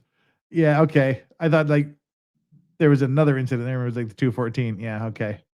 Yeah, the Flight 214 was the one where the newscasters broadcast the names of the Asiana crew that were not the names of the Asiana crew flight. Yeah, flight crew. That guy in Florida that killed his girlfriend, that's right, and hid in the bushes. Yeah, he was Stabby McStabface.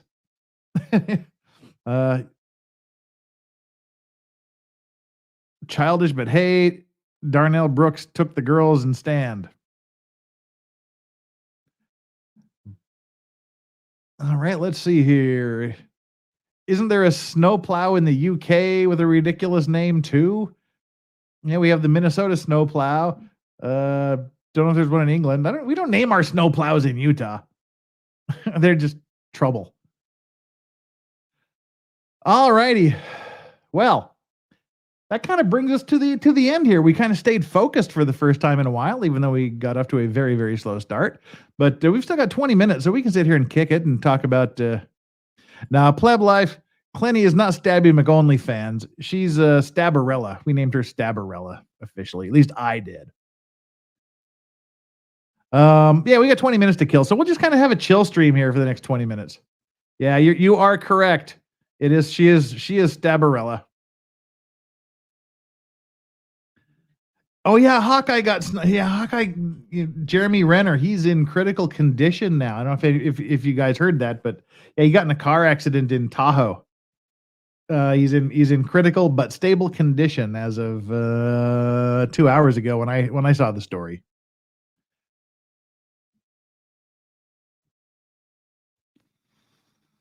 Yeah, I don't know how badly he was injured, but critical condition says badly. Nick stole the F at Friday name. He's welcome to borrow it once. Why not? We all know where it came from, don't we? Jeremy Renner played Hawkeye, played Jason Bourne in the movies. Any news on Rick Hoeg? Nope.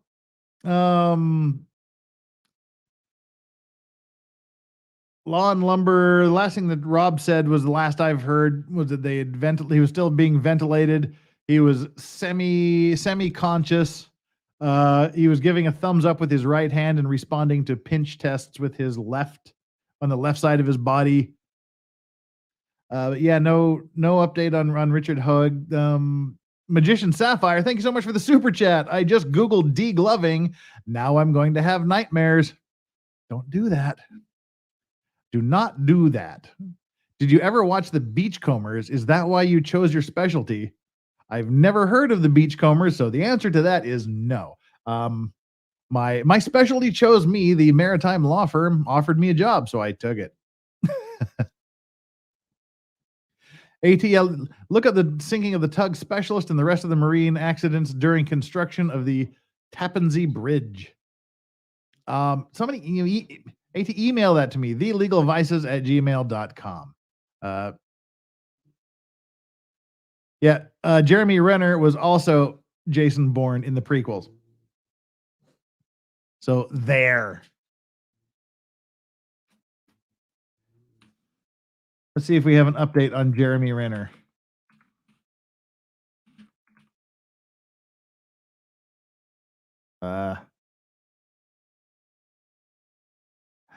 Nope, guess not. Still critical but stable, following a snowplow accident. Yeah, you don't want to. You don't. Wait, was he driving the snowplow? I thought he was hit by a snowplow. Apparently, he was driving the snowplow.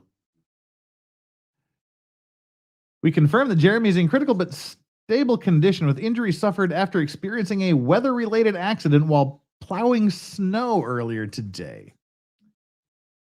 His family is with him and he's receiving excellent care. The accident reportedly occurred near his remote cabin home in Nevada, and following the event, Renner was airlifted to a local hospital in Reno for treatment. At approximately 9 a.m. on January 1st, 2023, the Washoe County Sheriff's Office responded to a traumatic injury in the area of Mount Rose Highway in Reno, Nevada. Mr. Renner was the only involved party in the accident. The exact details have been released. Well, it sounds like, the only thing that I can think of that would do that was he slid off a cliff, probably, or slid off some kind of big embankment and sort of plummeted or crushed or rolled over or something. Something bad happened. That's weird. I thought he was hit by a snowplow, and he was actually driving a snowplow. He's got a huge ranch in Tahoe. I know he's got like a big recording studio there, and he owns like 200 and something cars and trucks. Huge place. So yeah, okay. People say, yeah, it was a slide. Yeah, I thought I just thought he was hit by a snowplow. No, it said it was not a heart attack.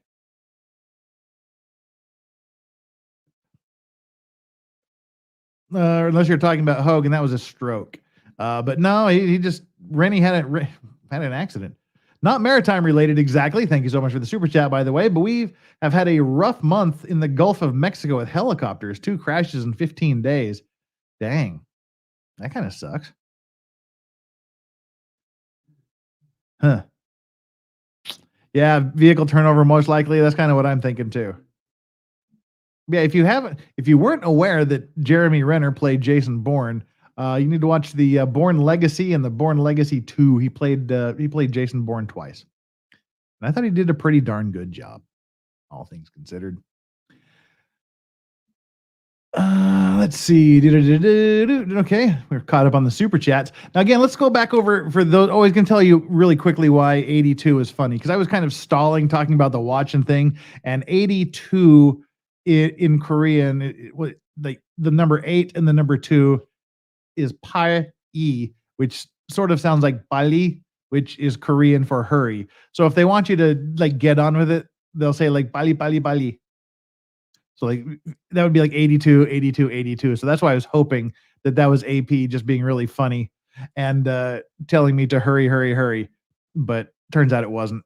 But I thought it was funny. There you go. It wasn't funny to you. It's funny to me because, hey, it's funny. Remove what? What?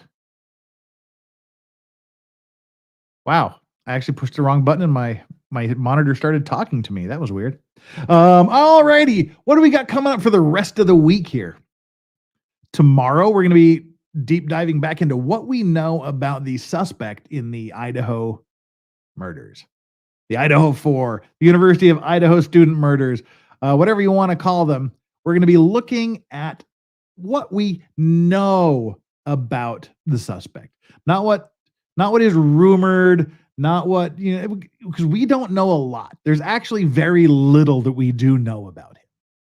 But there is an absolute shit ton of speculation, of conjecture, of just downright lying or dishonest reporting or making shit up. As I said at the beginning of the show, the police aren't going to be releasing much, if anything, relating to this accident for a very long time.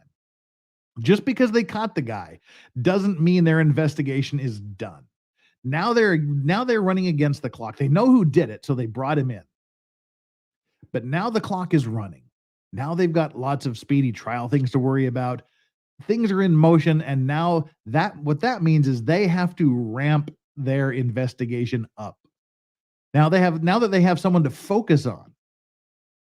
Now they've got to go find evidence about him for motivation, opportunity. Where is the knife? Does the knife still exist? They have someone to focus on. Now they're going to focus on it. I imagine they're just tearing his Pullman, Washington apartment to pieces. I'm sure they're going to be searching the home in Pennsylvania thoroughly. They're going to be going over all kinds of things. If you watch the press conference when they announced his arrest, they asked for anybody with any information about this guy to come forward. They said within an hour they had 400 new telephone calls talking about the guy. So now is where they're starting to get in his head, the why, the how. They're starting to compare the evidence. They're looking for more specific evidence to back it up. And potentially criminal. Hey, did you cover the whole lifeboat crew that died? The Penley lifeboat disaster. Yes, we did. We covered that a couple of months ago. Nice to see you here. So yeah, there's not going to be a lot of new information coming out. now the police are going to actually hold the information tighter to their chest than they did before. But what this means is all the internet weirdos, all the internet sleuths are coming out with their theories, their conjecture, their BS, and we got to kind of sort through this. And we'll do that with one particular article tomorrow, where you just have to look at every statement that comes out and go, how would they know that? How could they possibly know that information? And why would they possibly call a newspaper instead of the police with that information? I mean, things like that. But we'll talk about what we do know about the guy. So that's going to be tomorrow. Wednesday, I'm still now that we have potentially criminal Sean in here. Wednesday, I don't know if we want to do just some weird, wacky, crazy stuff in court. I'm planning in my head to do really bad situations where you suck so much as a client, your lawyers want nothing to do with you, and they're trying to have themselves recused from the cases. Hey, Steve Gosney is here too. They should have right now enough legally admissible evidence that, if believed, would find him guilty beyond a reasonable doubt. Additional evidence should be forthcoming, however. I don't think they're going to tell us about it, though. They're going to keep it. They don't want to jeopardize the case, I would imagine. They're going to be looking for additional evidence to fill in the gaps, but I can't imagine they're going to be telling us every step of the way what evidence they've got. Megan Fox has been doing very good reporting on the Idaho maggot. Yep. So we're going to be hitting that a little bit tomorrow. On Wednesday, like I said, I don't know if I want to do just fun videos of lawyers filing motions to withdraw from cases where the clients are particularly problematic, or if I want to start the interrogation videos for the suitcase murderer. She's a lovely lady. There's 2 interrogation videos. One when the police show up on the door, on her doorstep, wondering about the dead husband, and then later her interrogation when she is in the police station. Aaron says he did the deleting because his mind was being controlled by frogs, turned gay by the chemicals in the water. The Alex Jones defense, I see. Hey, Strawberry, what's up? Gee, Steven and Sean shows up and everybody starts saying hi to them and ignoring me. Yeah. Oh, yeah. If we go to Steve Gosney's Rumble channel, he has just uploaded an interview he did with our very own mod, Valhalla Awaits. Someday I will be worthy of a Stephen Gosney interview. That's my goal in life. That's my 2023 bucket list item. It's to be a guest on Stephen Gosney's Rumble channel. Maybe some of you can pressure him into making it happen. Legal Advice says you can wait to do the Idaho until when she gets extradited this week, to when he gets extradited this week, and they release more info. Oh no, why would I wait to do it when they release more info? I can do 2 shows. I can do one now and then one next week, or even later this week. Why would I don't want to minimize my grift. We got to do 2 shows. Heavens. We're going to do what we learned over the weekend and today. And then we'll probably do it again on Friday a little bit. And then again next Tuesday, definitely. So there we go. Hey, Rose. Oh, no, this Lady Autumn Sky. She's saying goodbye to Rose. So, hey, goodbye. Goodbye, Rose. You got to run. Where do you go? Here you go. I got to run, everyone. Great to have you here. Thanks. Yeah. Watching the interrogation videos are pretty interesting. This adult ass woman and her adult ass boyfriend are playing hide and seek. That's why he was hiding in a suitcase. Because adults play hide and seek. Alrighty, so we've got the Idaho murders tomorrow. The update on what we know about the creepy dude that is the suspect. Wednesday, I'm still torn. Right now, we're scheduled to do the lawyers withdrawing from cases just because it's funny and want to take a little bit of the edge off. We might change that. If not, we'll do Tuesday and Wednesday next week for the interrogations. That's probably what we'll do. But Thursday is O.J. Simpson Day. We're going to continue the cross-examination of criminologist Dennis Fung by Barry Scheck. Barry Scheck is an amazing lawyer. He and one of the other counsel for O.J. Simpson, Peter Neufeld, they founded the Innocence Project, and he still runs it. But this cross-examination lasted 8.5 days. It's amazing. Last week we got through he pinned the criminologist down to this manual, the procedural manual, the criminologist procedural manual for Los Angeles. I can see when you can pin someone down to saying they didn't read every single page of the manual, or when you can pin someone down to saying they didn't follow exactly every single procedure in the checklist. But Barry Scheck got Dennis Funk to admit that he had never heard of or seen the procedural manual. He had no idea that this procedural manual existed, even though, according to the manual itself, it is supposed to be kept and located inside the criminologist's criminology van. So he did that, and then he talked in his own direct examination, in his various reports, and in his the other statements he's made, saying that he collected the evidence, he did this, he went there, he did this. But under cross-examination, it came out that his trainee, who had been on, I think, 4 or 5 murders before the O.J. Simpson murder, his trainee basically did everything, and he wasn't overseeing her most of the time, or a lot of the time. Plus, they didn't fill out their forms. On all of the evidence gathering forms, there's a collected by and collected date. He said they didn't put the date or who collected it on a lot of the forms because they didn't, they determined that the evidence wasn't relevant. And then later, when they decided that it was relevant, then they went back and tried to remember who collected the evidence and when. And that's kind of where we left off last week. So we're going to pick up that cross-examination on Thursday, and then Friday is the F It Friday stream. It's our we're almost 2 minutes away from dropping the actual F-bomb, so we'll just continue to call it the F It Friday. F It Friday is a great stream. You don't want to miss it. We've got a guest list, which, Sean, you haven't responded to your DM yet. You have been invited. Steve Gosney will hopefully be there as well for at least a little bit. Meme Copium has confirmed attendance. Steph the Alter Nerd will be there. Our very own Drex's friend, the first time on the show, will be Wilhelm the Chubby Chaser. He will be there.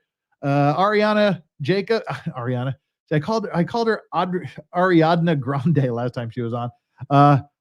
Ariadna Jacob will be here, as will Ozzy Overlord. Megan Fox, the writer, will be here. And we've got a Good Logic has said he's going to be here. And Christina from Radix Verum has said she's going to try to be here. And we will also have a confirmed, but later in the day, our very own Hannah Franz. And more people will be coming as we go along. Like I said, F It Friday, people just come and go as they please, come and go as they have time. We talk about wild, weird, crazy stories. We just have fun. We just have fun and we talk about things. And I grift for money. That's pretty much all we do. We do ridiculous shots, $100 shots. You do a $100 super chat. I do a shot of premium whiskey. Once all of the under $100 shots come to an aggregate of $100, I do a shot of lower whiskey. So we just grift for fun of it. It's a kind of a running joke. We do it all in one day, so I don't have to do it for the rest of the month. It's fun and games. Be there. What are you doing, Strawberry? She's trying to build her little chair nest. Are you comfortable? Are you comfortable now, dog? There you go. And Yoda's just kind of eating the pillow over here. That's great. What? These dogs are going crazy tonight. I was going to ask if it's a full moon, but we're 3 days away from a full moon. So yeah, that'll be fun. Do not miss Friday. The F It Fridays are always off the hook. Last last effort Friday was 35 shots of whiskey over 8.5 hours. It was pretty rough, but I did kind of cheat on the last 8 shots. I slammed them all really quickly and then immediately ran to bed, and where I stayed for the remainder of the next day. So yeah. But this Friday I have some work to do, and then I have an appointment before. So I'm not going to be able to do the whole preparation regimen like I did last time. So it probably won't be an 8.5 hour effort Friday stream, depending on how lit it gets. But Drex has also said, our very own wonderful Drex has said he will try to get on. Friday mornings are the worst time for him with his work schedule and whatnot, but he said he would try to get on by phone. So we should have a great show. Potentially Criminal Sean, I hope you get there. Go check your Twitter DMs. The invite is there. Well, all right. Dogs are going crazy here. Someone says Matthew is trying to get a hold of me. Matthew Sod, my Daisy does that, walks in circles and digs till she finds her spot. Great. Now we get to watch them play tug of war back there. Was that what Matthew was trying to get my attention about? Someone said Matthew was trying to get my attention. Is this Friday? Yes, Steve, and it is this Friday at 8 a.m. your time until whenever. Yes, and it is Megan Fox with the nice thumbs, not the actress with the big toe thumbs. Steph is always hilarious. Steph the Alter Nerd really makes me laugh. She is so funny. And screw you if you don't like her. She's funny. All right, I think it's kind of the end of our little chill stream here. Fung Me, What the Shack, yeah. all those jokes. All righty. Well, it looks like we've got all of these super chats out of the way. We've killed the 20 minutes as expected. It has taken us to midnight here in Korea. And I think that's it. I hope y'all had a good time. Steph made you sad yesterday. Why did Steph make you sad yesterday before we go? I didn't see anything particularly sad, she said. Dang. How did Steph make you sad yesterday, Bobby? That'll be our closing question for the day. So we're all waiting to see. All right. So again, really quickly, while we're waiting for Bobby Baloney to tell us why Steph made him sad, we'll just double time this through here. Boom. Tomorrow is the Idaho murder suspect. Wednesday will probably be clients. It'll be courtroom video of clients who are so crappy their lawyers want out. Thursday, O.J. Simpson. Friday, F it Friday. Do not miss it. And then next Monday will be another Maritime Monday, followed by 2 or 3 days of interrogation of Suitcase Woman. Steve Gosney, you'd have to see the stream. She was talking about her pancreatitis. Oh, I missed that part. Okay, yeah, that's kind of sad. All right. Why does one of the dog have bullet holes? Strawberry, the brown one, she has like eczema. She gets like eczema kind of around the summer, so little patches of hair fall out and then it's just growing back. Exactly, Aaron. I feel sad anytime Steph doesn't call somebody a cow bag. Exactly. Yeah, so Strawberry's just got like some missing hair patches. They're growing back because they're just, bulldogs are like have some of the poorest health of any dogs around. Yoda, don't do that. There. All right. So with that, I think we're kind of done here. We're just kind of wasting everybody's time. Go about your day. And we finish the day. See, this is the fun thing. You guys rock. And Corn Pope, she makes it rock even so much better because she gave the suggestion of having these polls here for the likes. So I don't have to keep pushing for likes every 5 or 10 minutes. Today's poll was I hit that like button because 1, you were late, so I did it while waiting. All right, we can watch them play tug of war here.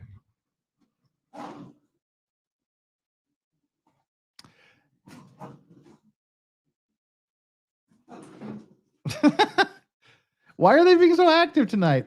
Oh, whatever. So yeah, I hit the like button because late. So I did it while I was waiting, 16%. Because I'm not stupid, 31%. And I thought it was the concierge, 15%. And so you stopped talking about it, 1 with 38%. Hey, Kurt, you're here just in time to watch me sign off. But so that's the end of our poll. And the great thing about you guys is average views to likes is right around 10%. I am way above that ratio because you guys are awesome. You guys hit that like button, and YouTube really, really likes when you do that. The higher the likes to viewership ratio, the more that they say, oh, lots of people actually like this. Let's suggest it to people. And it shows up on the home pages. It shows up on the recommended videos. It shows up on the cards at the end, and it shows up in the video list. So that's really great. I really, really deeply appreciate it. Now Execution, we have way more than that. Currently, we have 335 viewers, and we have 480 likes. We have 480 likes right now. So that's a great thing. You guys are awesome. Love you all. We'll see you tomorrow when we get into the current information about what we know now about, and again, emphasis on know. What do we know now, as well as we'll be breaking down some of the more stupid and unrealistic and ridiculous claims and assertions that are being made about the guy. We'll see you tomorrow, 8 a.m. Eastern Time, 1 p.m. UK time, 10 p.m. in Korea, and midnight in Canberra, Australia. Until then, everybody, love you all. Take care. We'll see you tomorrow. Hit that like button on your way out. Subscribe if you're so inclined. See you tomorrow. And until then, do not forget to enjoy your legal vices. Peace out.